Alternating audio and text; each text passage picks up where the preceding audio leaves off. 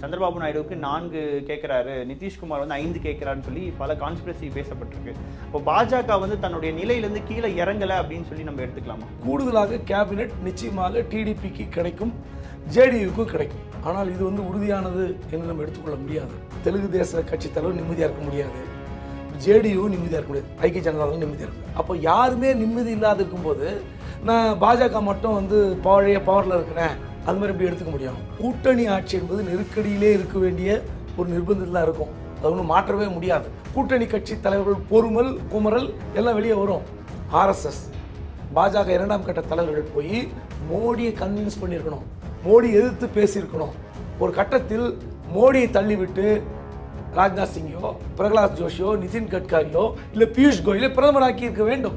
அப்போதான் பாஜகவுக்கு ஒரு எழுச்சி கிடைத்திருக்கும். 23 வருடம் யாருக்கும் இடம் கொடுக்காமல், யாருக்கும் அடிபணியாமல் இருந்த ஒருவரை நீங்கள் போட்டப்பே நீங்கள் தெரிஞ்சு போச்சு பாஜகவுக்கு தலைவலி ஆரம்பித்து. கூட்டணி கட்சிக்காரன் கொடுக்குற சொந்த கட்சிக்காரன் குறைச்சி கொடுப்பான்.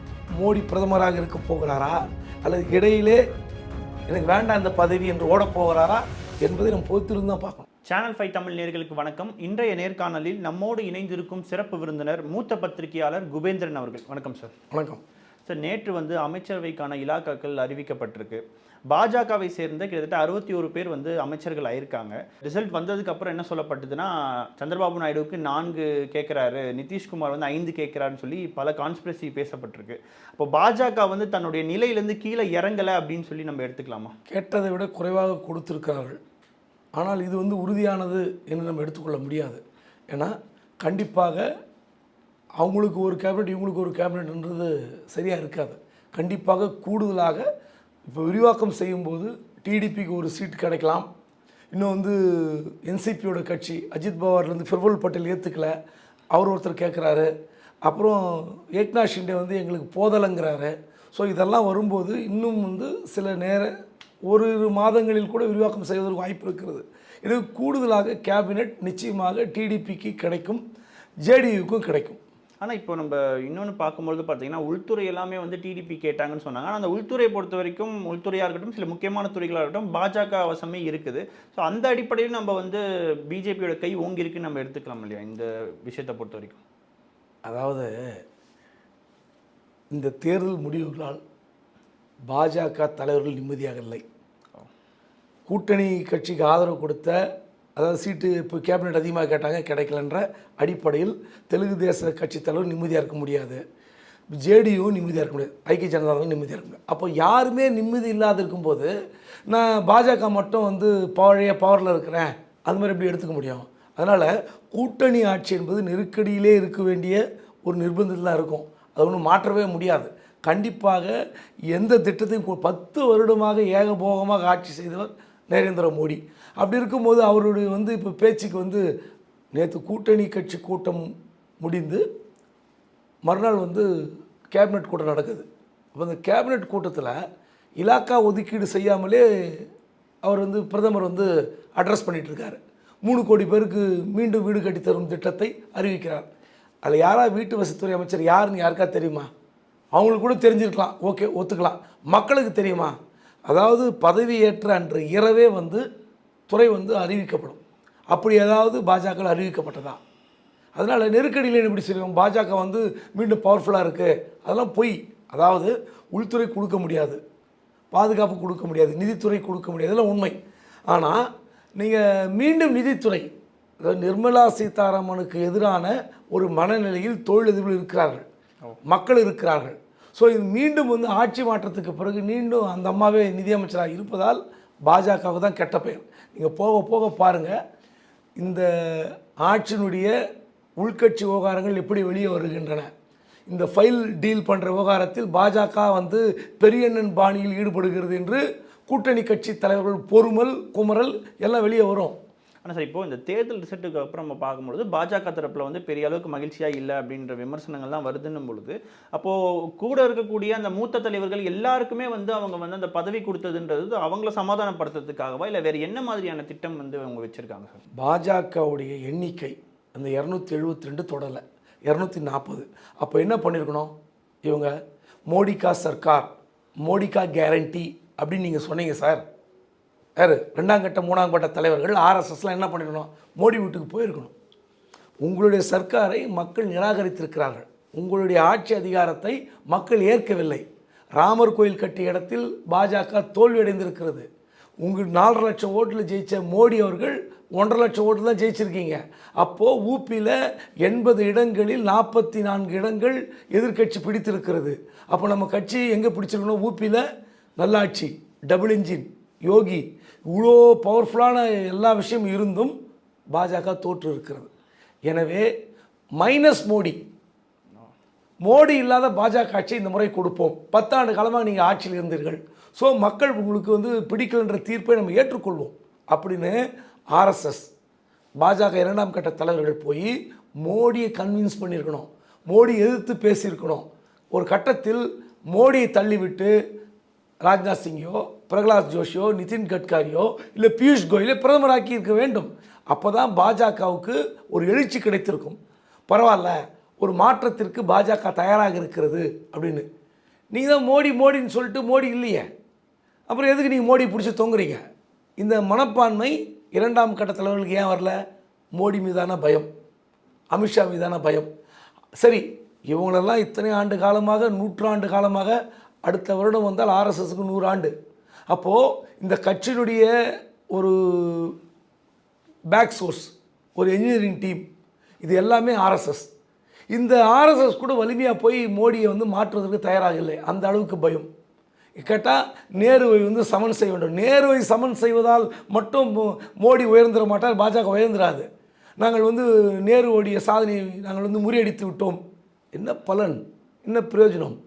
மோடி வந்து நேரு அளவுக்கு தலைவர் இல்லை என்பதை நாட்டு மக்கள் ஏற்றுக்கொள்வார்கள். நீங்கள் வேணால் சொல்லிக்கலாம், நாங்கள் வந்து இவருக்கான இணையான தலைவர் சொல்லலாம். ஆனால் மக்கள் சொல்லாத, நீங்கள் சொல்லக்கூடாது. இப்போ நான் வந்து பெஸ்ட்டுன்றதை நானே எத்தனை காலம் சொல்கிறது? நீங்கள் சொல்லணும், நண்பர் சொல்லணும், பார்க்குறவங்க சொல்லணும். அப்படி இருக்கும்போது நீங்கள் வந்து நேருவை சமன் செய்வதிலே குறியாக இருந்தீர்களே தவிர, இந்த ஆட்சி அடுத்த 5 ஆண்டு காலத்திற்கு நல்லாட்சி தொடரணும், மக்கள் ஏற்கணும், கூட்டணி கட்சியில் சமாளிக்கணும். கூட்டணி ஆட்சிக்கு ஒரு மோடி சரியாக வருவாரா?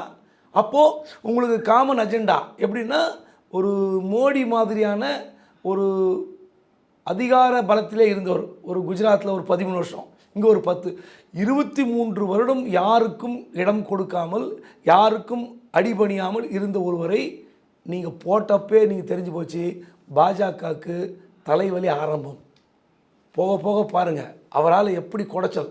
நீங்கள் கூட்டணி கட்சிக்காரன் கொடுக்குற சொந்த கட்சிக்காரனே குடைச்சல் கொடுப்பான். இப்போ ஒவ்வொரு நாளுமே இந்த 5 ஆண்டுகள் கடக்கும் பொழுது ஒரு ஹெக்டிக்கோடு தான் வந்து பிரதமர் வந்து மூவ் பண்ணுவாரா? ஆமாம், நெருப்பாற்றில் நீந்துகிற அந்த தருணம் தான் மோடிக்கு.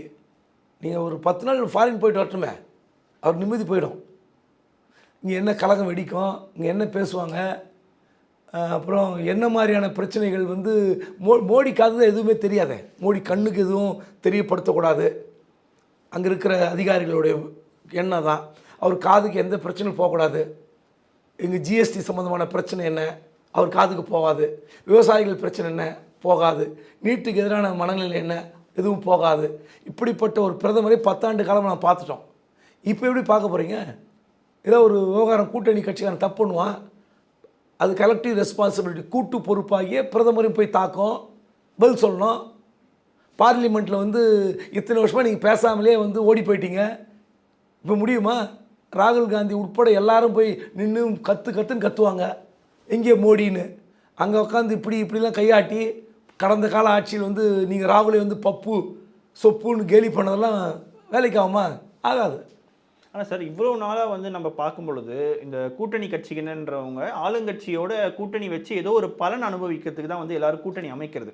ஆனால் இப்போ இந்த தேர்தல் ரிசல்ட் வந்ததுக்கப்புறம் எதிர்கட்சியினர் வந்து நிதிஷ்குமார் வந்து பாருங்கள் கண்ட்ரோல் பண்ணுவார், சந்திரபாபு நாயுடு கண்ட்ரோல் பண்ணுவாருன்னு. உண்மையாகவே இந்த கூட்டணி கட்சியினர் வந்து தேச நலனுக்காக சில விஷயங்கள் வந்து பாஜகவை வந்து நிர்பந்திப்பாங்கன்னு நினைக்கிறீங்களா சார்?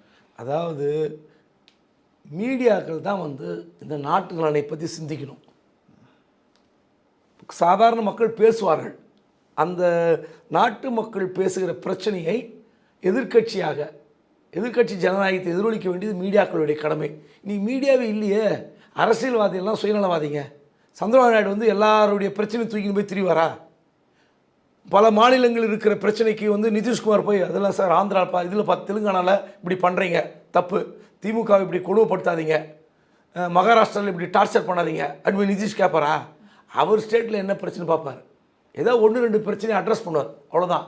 எல்லா பிரச்சனைக்கும் சந்திரபாபு நாயுடுவும் நிதிஷ்குமார் ஓடி போய் காபந்து பண்ணி இவங்களை வந்து பாஜகவை சேஃப்கார்டு பண்ணுறதுலாம் முடியாது. அவங்கவுங்க ஸ்டேட்டை வளர்த்துக்கிறதுக்கு அவங்க பார்ப்பார்கள். ஏன்னா அவங்க லோக்கலில் அரசியல் பண்ணியாகணும். சந்திரபாபு நாயுடுக்கு ஆந்திரா பல கோடி கடலில் இருக்குது, அவர் பல்வேறு பிரச்சனை இருக்கிறார். தன்னை நிலைநிறுத்திக் கொள்வதற்கு சந்திரபாபு நாயுடு முன்னிப்பார், தன்னுடைய ஸ்டேட்டை வளர்க்க அவர் முன்னிருப்பார். இதுதான் நடக்கும். அதை விட்டுட்டு எல்லா மாநில பிரச்சனையும் தூக்கின்னு போய் இதெல்லாம் முடியாது. ஆனால் எப்படின்னா, ஏதாவது ஒரு தேச நலன் கருதிய விஷயத்தில் பாஜக எடுக்கிற முடிவை தெலுங்கு தேசம் ஏற்றுக்கொள்கிறதா என்ற கேள்விக்கு ஒரு மோடி வந்து வாயை கட்டிக்கிட்டு யார் மீடியா பார்க்காம இருக்கலாம், அமித்ஷா கையை கட்டிட்டு பேசாமல் இருக்கலாம், உங்கள் கட்சி தலைவர் யாரும் வாய் திறக்க மாட்டாங்க, கேட்டால் திசை திருப்புவாங்க. ஆனால் நாயுடு அப்படி இல்லைல்ல. நாயுடு மீடியா பேசி ஆகணும்ல, நிதிஷ்குமார் பேசி ஆகணும்ல. உங்கள் கட்சி நீங்கள் போடுற உத்தரவுக்கு உங்கள் கட்சி பாஜகவுன்னா அடி பண்ணிடலாம், கூட்டணி கட்சி அடி பண்ணியாது, அவன் பேசி ஆகணும். சார் பாஜக இப்படி ஒரு திட்டம் கொண்டு வராங்க, என்ன நீங்கள் உங்களோட கருத்து சொல்லுங்கள், ஆதரிக்கிறீங்களா ஆதரிங்கன்னு சொல்லுங்கள் அப்படின்னுவான்ல. அப்போ கண்ணு மூடி ஆதரிக்க முடியாதுல்ல. ஸோ நெருக்கடி இப்படி தான் வளரும். அதாவது 5 ஆண்டு காலத்திற்கு மோடி பிரதமராக இருக்க போகிறாரா, அல்லது இடையிலே எனக்கு வேண்டாம் அந்த பதவி என்று ஓடப் போகிறாரா என்பதை நம்ம பொறுத்திருந்து தான் பார்க்கணும். சார், இப்போ பாஜகவோட 2வது திட்டம்லேயே வந்து ஆர்எஸ்எஸ் உடைய பல திட்டங்களை வந்து அவர் நிறைவேற்றியிருந்தார். இன்னும் ஒரு சில விஷயங்கள் இருக்குது, யூசிசி மாதிரியான விஷயங்கள். இப்போ ஒரு பக்கம் கூட்டணி கட்சியும் கன்வின்ஸ் பண்ண வேண்டியதாக இருக்குது, இன்னொரு பக்கம் ஆர்எஸ்எஸோடையும் கன்வின்ஸ் பண்ண வேண்டியதாக இருக்குது. இந்த ரெண்டுத்தையும் எப்படி அவர் பேலன்ஸ் பண்ணுவார் சார்? இல்லை, கடந்த 5 ஆண்டுகளாக ஆர்எஸ்எஸ் வந்து காணாமல் போய்விட்டது. அதற்கான முயற்சிகளை வந்து அவர் வந்து சரியாக வேலை பார்த்துட்டார். இல்லாட்டி வந்து நட்டா வந்து இப்படி சொல்ல மாட்டார்ல, எங்களுக்கு ஆர்எஸ்எஸ் தேவையில்லை, எங்கள் கட்சி வளர்ந்து விட்டது, ஆர்எஸ்எஸ் இல்லாமலே எங்கள் கட்சி வந்து எதிர்கொள்கிற அளவுக்கு, தேசத்தை எதிர்கொள்கிற அளவுக்கு வளர்ந்து விட்டோம்னு எப்படி சொல்கிறார்? யார் கேட்டு சொன்னார்? அவர் சொல்ல வைத்தது யார்? ஒரு இடத்துல ஆர்எஸ்எஸ்க்கு பதிலடி சொன்னதுண்டா? சரி விட்டுருங்க, அது சொந்த கட்சி விவகாரம், எங்கள் ஆளுங்க நாங்கள் அடிச்சுப்போம், யாரும் கேட்காதீங்கன்னு சொல்லிக்கலாம். உத்தவ் தாக்கரே சொன்னார், பாஜக ஆட்சிக்கு வந்தால் ஆர்எஸ்எஸ் அழிந்து விடும்னாரு. சரி, அதுக்காவது ஒரு எதிர்வினை, ஓ நீ யார் எங்களை பற்றி பேசுகிறதுக்கு வரலையே. ஸோ இப்போ ஆர்எஸ்எஸ் எங்கே இருக்குது? இப்போ தான் வந்து ஒரு வாய்ப்பு கிடைத்திருக்கிறது. மோடி பலவீனமாகி இருக்கிறார். இந்த மோடி பலவீனமான தருணத்தில் தான் ஆர்எஸ்எஸ் மெல்ல எழுந்துக்கும். இனிமேல் தான் ஆர்எஸ்எஸ் வந்து கடந்த 10 ஆண்டுகளாக தூங்கி கொண்டிருந்த ஆர்எஸ்எஸ், குறிப்பாக கடந்த 2019 2024 வரை தேர்தல் வரை தூங்கி கொண்டிருந்த ஆர்எஸ்எஸ் மெல்ல விழிக்கும். ஏனென்றால் 2 குஜராத்காரங்க ஒட்டுமொத்த தேசத்தை ஆள்கிறார்கள் என்ற பிரச்சனை ஆர்எஸ்எஸ்ல எழுந்திருக்கிறது, மற்ற பாஜக தலைவர் மத்தியில் எழுந்திருக்கிறது. அப்போது இவங்க 2 பேர் ஒட்டுமொத்த தேச நலனை அதானிக்கும் அம்பானிக்கும், அவங்க யார்? அவங்க 2 பேர் குஜராத் தொழிலதிபர்கள், குஜராத் அரசியல்வாதிகள். இந்த 2 பேர் இந்த 2 தொழில்களை வளர்ப்பதற்காக நம் ஒட்டுமொத்த பாஜகவையும், இந்திய அளவில் வியாபித்திருக்கிற, இந்திய அளவில் பறந்து விரிந்திருக்கிற பாஜகவை பலி கொடுக்க வேண்டுமா, ஆர்எஸ்எஸ்ஸை பலி கொடுக்க வேண்டுமா என்று சித்தாந்தம், ஒரு சிந்தனை உருவானால்தான் அந்த கட்சிக்கு நல்லது. ஆனால் சார், இப்போ ஆர்எஸ்எஸோட தலைவர்கள் சொன்னது வந்து தேர்தலில் போட்டிடுறதுன்றது தவிர்க்க முடியாத ஒரு விஷயம், ஆனால் அதில் வந்து கண்ணியத்தை வந்து கடைப்பிடிக்கணும் அப்படின்னு சொல்லி ஒரு பக்கம் சொல்கிறாங்க.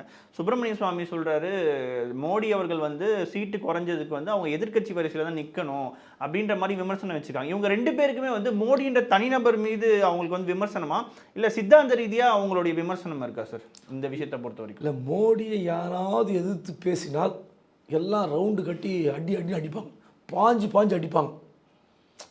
ஏன் சுப்பிரமணியசாமி மீது எந்த பாஜக தலைவர்களும் எதிர்வினை ஆற்றுவதில்லை? நான் கேட்குறேன், ஒன்று அவர் கட்சியில் இருக்கார், சரி, நான் என்ன சொல்கிறேன், அவரை வந்து ஒன்று தில்லை நீங்கள் கட்சியிலிருந்து நீக்கணும். கட்சி தலைமை சுப்பிரமணியசாமி கொள்கை எங்களுக்கு ஏற்பதாக இல்லை, அவர் பேசுகிற பேச்சு கட்சி விரோத நடவடிக்கைக்கு உகந்ததாக இருக்கிறது, கட்சி சுப்பிரமணியசாமி கூட கட்சி விட்டு நீக்க முடியலன்னா அப்போ உங்களுக்கு என்ன பயம்? 56 இன்ச்சு விஸ்வகுரு பரமாத்மாலாம் சொன்னீங்களே, சுப்பிரமணியசாமி ஒன்றுமே இல்லைங்க. சுப்பிரமணியசாமி இன்ட்ரிவியூ யார் எடுக்கிறா? யாராவது நேஷ்னல் மீடியா எடுக்குதா? எல்லா மீடியாவும் கண்ட்ரோல் வச்சுருக்கீங்க, ஏதோ 1-2 மீடியா எடுக்கலாம். அவர் ஏதோ ட்விட்டரில் புலம்பின்னு இருப்பார், நான் சும்மா விட மாட்டேன். அவர் என்னத்தை பண்ண போகிறாரு? சும்மா வாழ்வாள்னு கத்துவார், பிரயோஜனம் என்ன? இது வரைக்கும் சுப்பிரமணியசாமியால் பாஜகவுக்கு என்ன வீழ்ச்சி நடந்து விட்டது. நான் சும்மா விட மாட்டேன்றாரு மோடியை, என்ன பண்ண போகிறாரு? ஆனால் ஏன் சுப்பிரமணிய சாமி கண்டு மோடி பயப்படுகிறார்? இதுதான் விவகாரம். அப்போ அதில் தான் ஏதோ ஒரு பிரச்சனை இருக்குது, ஏதோ ஒரு பெரிய மாயை இருக்குது, பொருள் இருக்குதுன்னு நம்ம புரிஞ்சுக்க வேண்டியிருக்கு. அதனால் நீங்கள் சுப்பிரமணிய சாமி தான் கேட்கணும், ஏன் மோடி எதிர்க்கிறீங்க? ஏன் மோடி உங்களை நீக்க மாட்டேறார் கட்சி விட்டு? எல்லாருமே மோடி பார்த்து பயப்படுறாங்க, ஆனால் நீங்கள் மோடி பார்த்து பயப்படல. ஆனால் உங்களை பார்த்து ஏன் மோடி பயப்படுறார்? அதுக்கு என்ன காரணம் என்பதை சுப்பிரமணிய சாமி தான் நாட்டு மக்கள் முன்னாடி சொல்லணும். நிச்சயமா சார், தொடர்ந்து பேசுவோம். சேனல் 5 தமிழ் நேயர்களுக்காக பல்வேறு கேள்விகளுக்கு மிக பொறுமையாக பதில் சொன்னமைக்கு நன்றி சார். நன்றி.